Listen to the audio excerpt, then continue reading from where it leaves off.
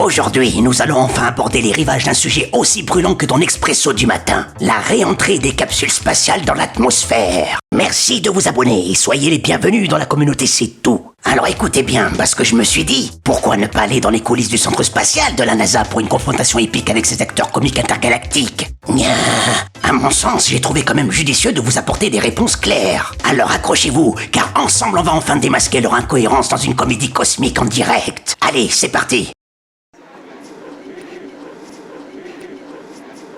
Vous m'entendez bien?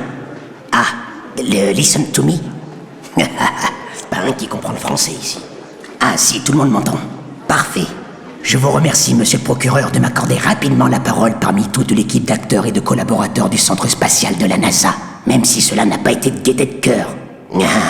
Je vous remercie également du temps qui m'a été consacré par vos soins lors de cette conférence, afin de mettre en lumière certaines incohérences de la réentrée des modules de commande dans l'atmosphère, tout en espérant avoir pour ma part et pour mon public des explications, voire des réponses concluantes et sans équivoque.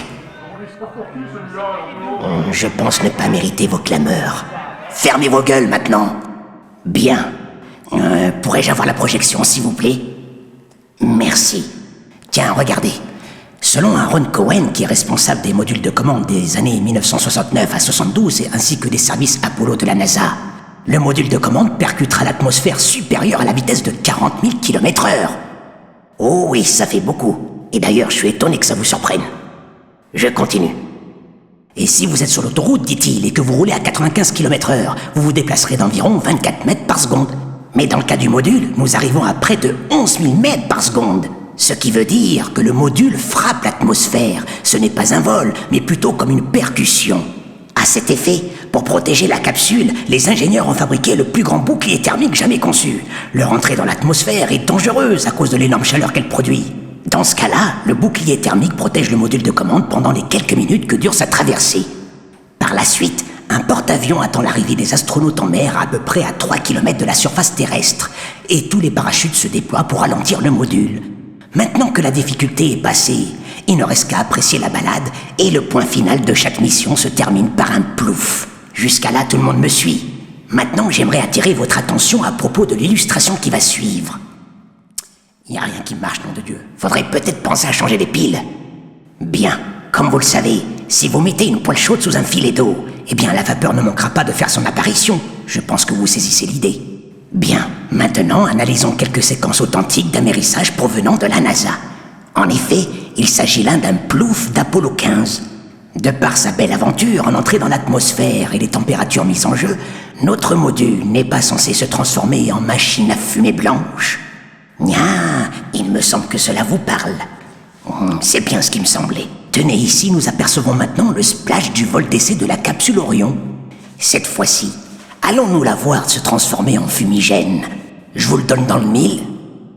Apparemment non. Logiquement, on aura plutôt l'impression que ces modules ont été lâchés de l'arrière d'un gros porteur. Et comme je suis de nature très curieux, alors j'ai décidé d'aller enquêter afin de savoir jusqu'à quel niveau de température la réentrée dans l'atmosphère terrestre vous amène. Tiens, juste une simple recherche sur Google à la portée de tous peut nous ramener vers une piste. D'ailleurs, c'est comme ça que je me suis pris. Alors, j'active la commande vocale. Température entrée dans l'atmosphère. Voyons ce que ça donne. Avec un petit agrandissement. Voilà.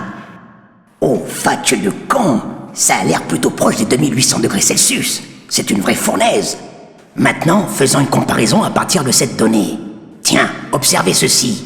La lave a une température située entre 700 et 1200 degrés Celsius. Et quand elle rencontre l'eau, c'est une vraie centrale vapeur. Bon, vous l'aurez vite compris, une image vaut mieux que 1000 mots. Mais une petite question me turlupine, cher acteur de la NASA. Dites-moi, comment un djembé en métal tombant du ciel chauffé à 1500 degrés Celsius fait-elle pour ne créer aucune diffusion de vapeur au contact de l'eau? Apparemment, ça vous laisse sans voix. Et j'imagine bien qu'en m'adressant à mon public, vous vous demandez quel est le temps de refroidissement nécessaire avant que quiconque ne puisse la toucher en toute sécurité. Alors, aucun argument là-dessus? Ou c'est peut-être moi le complotiste? Comme vous pouvez le voir, aucune explication tangible de leur part peut être spéculée, ce qui les rend littéralement muets. Il est temps d'arrêter d'hiberner et de vous réveiller, les marmottes.